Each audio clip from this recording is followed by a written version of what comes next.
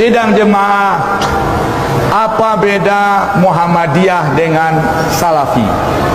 Muhammadiyah, dia netral menyikapi seluruh mazhab fikih. Dia akui Hanafi, dia akui Malik, dia akui Syafi'i, dia akui Hambali. Terus bagaimana dia? Dibuatlah lembaga tarjih. Dibuat lembaga tarjih. Jika ada kasus hukum, lembaga tarjih mengadopsi dari 4 imam mazhab, bisa diambilnya nanti pendapat Abu Hanifah dalam satu kasus, kemudian Malik dalam kasus yang lain, atau Hambali dalam kasus yang lain, diputuskan dalam tarjih. Maka Muhammadiyah ahlu sunnah wal jamaah, pengikut salafus saleh, pengikut mazhab yang 4. Salafi, apakah pengikut salafus saleh? Sudah saya sampaikan, Salafi bukan pengikut salafus saleh. Kenapa? Karena Salafi tidak bermazhab. Muhammadiyah menerima mazhab, Salafi tidak bermazhab. Bagaimana mengaku pengikut salafus saleh sementara salafus saleh itu bermazhab?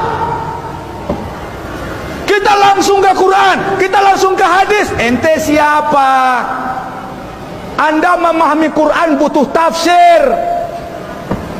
Kalau tidak lewat tafsir, Anda salah paham. Tahu nggak Anda, ada ulama yang terdahulu karena tidak tahu asbabun nuzul mengatakan tawaf dan sa'i itu makruh. Fala junaha alaihi ayat tawafa bihima. Tidak berdosa mereka tawaf dan sa'i. Fala junah, kalimat biasa dipakai untuk yang makruh, maka tawaf hukumnya makruh. Langsung ke Quran, sok mantap.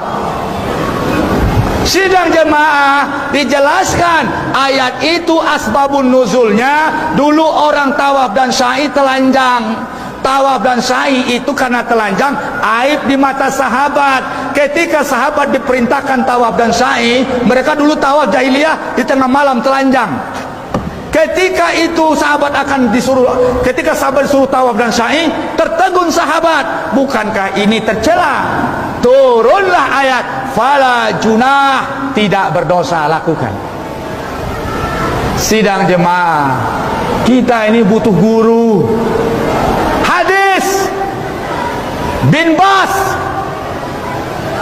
Albani, ini Albani, hukum mengambil anak.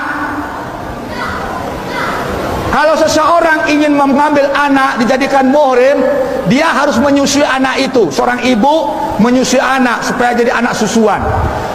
Jumhur ulama, umur susuan itu 2 tahun. Jika anak menyusu di usia susuan 2 tahun kepada seorang wanita, maka dia setelah menyusu jadi anak susuannya, muhrimnya. Tapi Albani mengatakan boleh menyusu di usia remaja dan dewasa. Nauzubillah. Perlu kita berguru. Guna guru itu membimbing kita.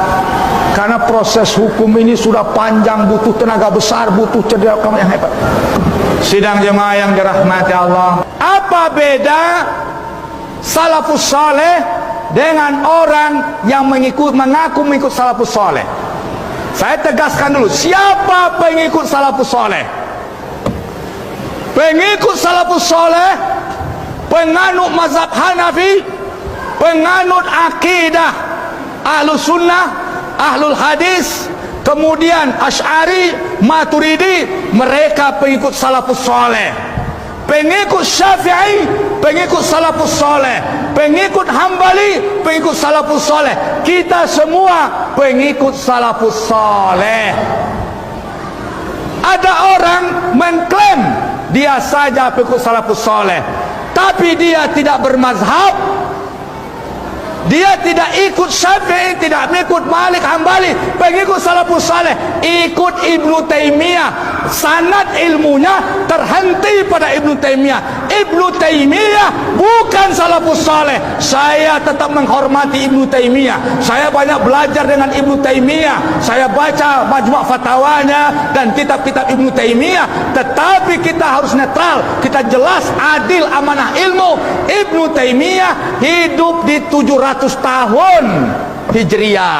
Dia bukan salafus soleh. Jadi kalau ada orang mengaku pengikut salafus soleh, sanad ilmunya terhenti pada Ibnu Taimiyah, dia bohong, bukan pengikut salafus soleh.